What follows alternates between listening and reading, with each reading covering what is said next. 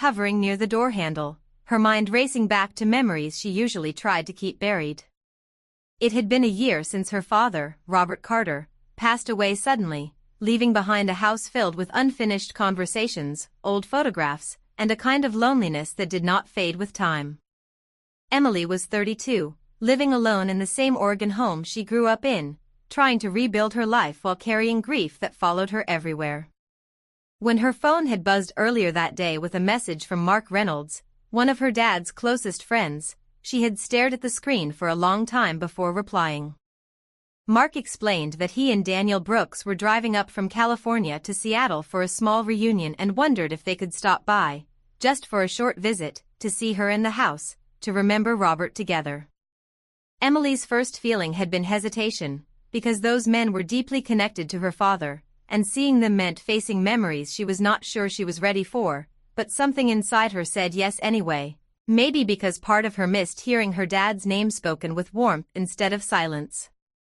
Now, standing at the door, she took a deep breath and opened it, and there they were, older, a little tired, carrying overnight bags and familiar smiles that felt both comforting and heavy.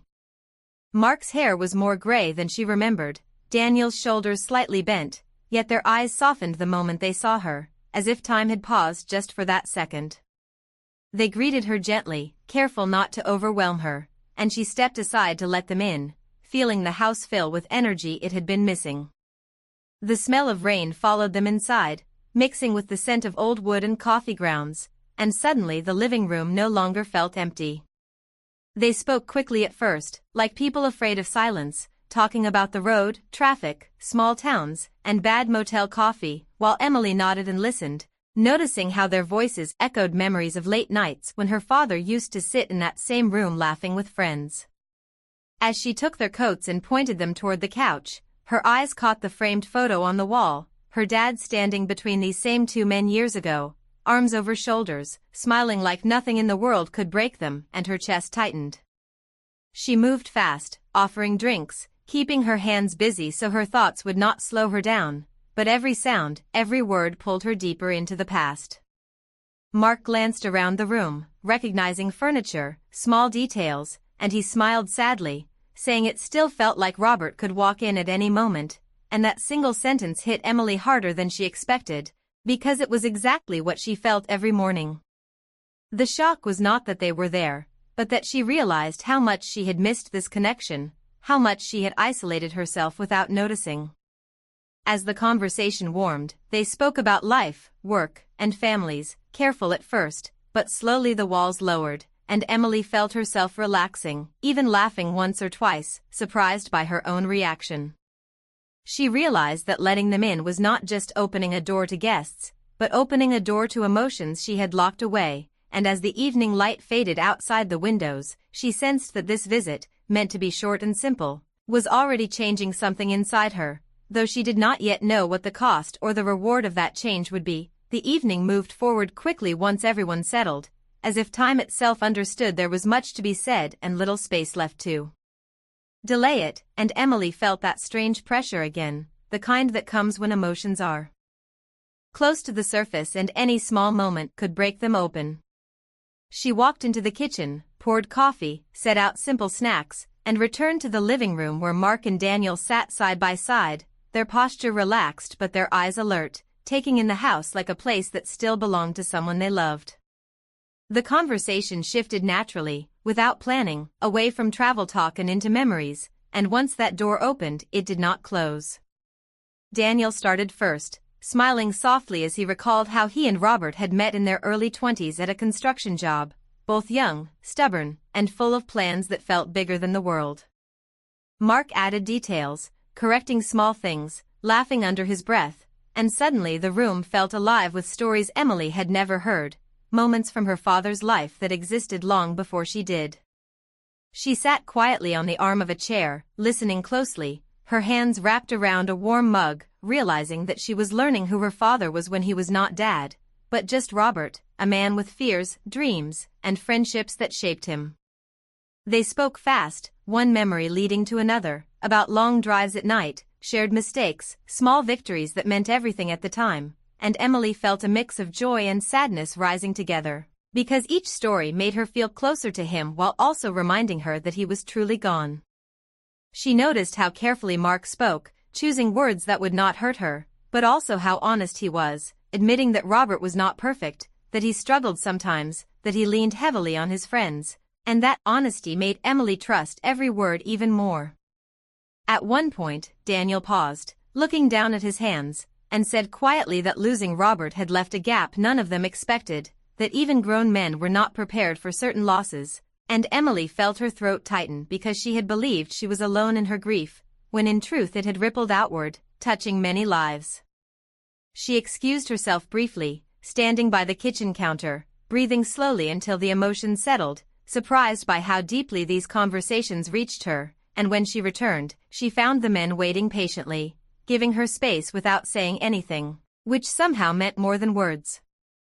The night grew darker outside, rain tapping softly against the windows, and the lights inside cast warm shadows across familiar furniture, making the house feel like a shared space rather than a lonely one. Emily began asking questions, things she had never thought to ask before, about her father's favorite songs, the jokes he told too often, the moments he was most proud, and Mark answered gently, while Daniel smiled, filling in gaps. And for the first time since the funeral, Emily laughed without guilt. That laugh surprised her, and she covered her mouth instinctively, but the men smiled, relieved, as if they had been waiting for that sound. As the conversation continued, Emily felt something change inside her, a quiet realization that grief did not have to be carried alone, that allowing others into her memories did not weaken them but strengthened them. The shock she felt now was different from the one at the door earlier. It was the shock of understanding that healing could come through shared stories, through listening, through letting people speak her father's name out loud. When Mark mentioned how proud Robert had been of Emily, how he spoke of her independence and kindness, she felt tears fall freely, not from pain alone, but from love, and no one rushed her or tried to stop them. The evening did not feel heavy anymore, but meaningful, like a chapter that needed to be read before the next one could begin. And as the clock moved closer to night, Emily realized that this visit, meant to be brief, had already given her something she had been missing for a year, the feeling that her father was still present, not as a memory locked in silence, but as a living story shared by those who loved him. As the night moved closer to midnight, the house slowly grew quieter, not in a heavy way but in a thoughtful one, and Emily felt tired in a deep emotional sense, as if she had walked a long distance without leaving the room. Daniel excused himself first, saying the drive had worn him down, and headed to the guest room with a kind nod, leaving Emily and Mark alone in the living room where the lamp cast a soft circle of light over old furniture and framed memories. The silence between them was gentle, not awkward, filled with unspoken understanding, and Emily noticed how different it felt compared to the empty silence she had lived with for months. Mark leaned back slightly, his hands folded, and spoke in a calm, steady voice, telling Emily there was something he had wanted to say but did not want to rush earlier, something that mattered. He explained that her father often spoke about her during their long calls, especially after she moved back into the old house, and he would say how strong she had become, how she carried herself with quiet determination even during hard times.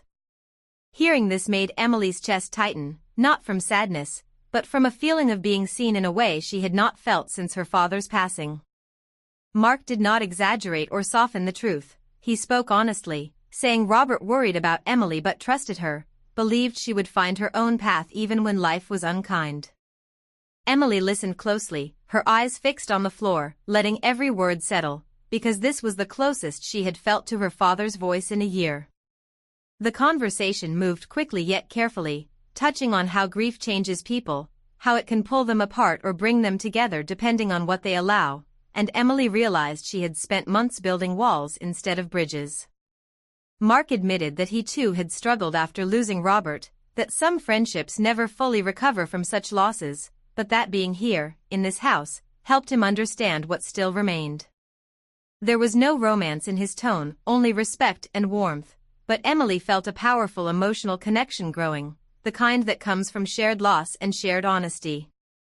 She surprised herself by opening up, speaking about her fear of moving forward, about feeling guilty whenever she felt even a small moment of happiness, and Mark listened without interrupting, without judgment, nodding slowly as if every word made sense to him. That simple act of listening felt like a gift, and Emily realized how long it had been since someone truly listened to her. The rain outside had stopped, leaving the night still and quiet, and the clock ticked softly, reminding them that time continued no matter what they felt. Mark told her something that stayed with her, that honoring someone's memory did not mean standing still, that life was meant to be lived forward, carrying love rather than loss. Those words settled deep inside Emily, shifting something she had not been able to move on her own. She felt a strange mix of sadness and relief, like letting go of something heavy she had carried for too long, and for a brief moment, she closed her eyes, breathing deeply, allowing herself to feel peace without guilt. When she opened them, Mark smiled gently, as if he understood exactly what she was feeling without needing explanation. The shock Emily felt now was quiet but powerful, the realization that connection did not always come in expected forms, that healing could arrive through conversation rather than time alone, and that her father's presence still existed through the people who loved him. As they stood to end the conversation and turn off the lights, Emily felt changed, not dramatically, but enough to know that something important had happened, something that would shape how she moved forward from this night on. Morning arrived quietly, slipping into the house through pale light and soft air, and Emily woke with a strange calm she had not felt in a long time, as if her mind had finally rested after months of being alert. She moved through the house slowly, noticing how different it felt. Not because anything had changed, but because she had.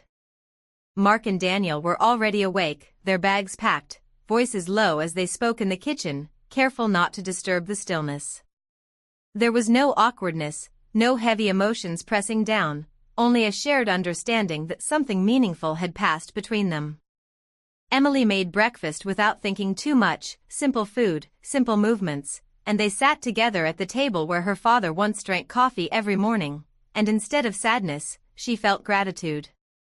The conversation stayed light, focused on the road ahead, weather updates, and plans for the coming days, but beneath every word was a quiet respect, a recognition of what the night before had given all of them. Mark thanked Emily for opening her home, saying it meant more than she could know, and Daniel added that Robert would have been proud of her, not just for the kindness she showed, but for the strength it took to let people in again. Those words stayed with her as they stepped outside, the morning cool and clear, the car waiting at the curb. The goodbye hugs were warm and sincere, not rushed, not dramatic, just honest, and when the car finally pulled away, Emily stood on the porch watching until it disappeared down the street. She expected the old emptiness to return once the house was quiet again, but it did not. Instead, there was space, open and calm, like a room that had finally been aired out. Inside, the silence felt different now, no longer sharp, no longer lonely, but peaceful, filled with echoes of laughter, voices, and stories that had softened the sharp edges of her grief. Emily walked through the living room, touching the back of the couch, glancing at the photos on the wall, and for the first time, she smiled without forcing it. She understood now that shock did not always come from pain or surprise, but sometimes from clarity, from realizing how much life could still offer when she allowed herself to receive it. Letting her dad's friends in had not reopened wounds as she feared, it had helped them heal, showing her that love does not end when someone is gone, it simply changes shape. She sat by the window with a cup of coffee, watching the neighborhood wake up, cars passing, people moving forward with their lives, and instead of feeling left behind, she felt ready. Ready to move forward without guilt, ready to carry her father's memory as strength rather than weight, ready to let connection exist without fear.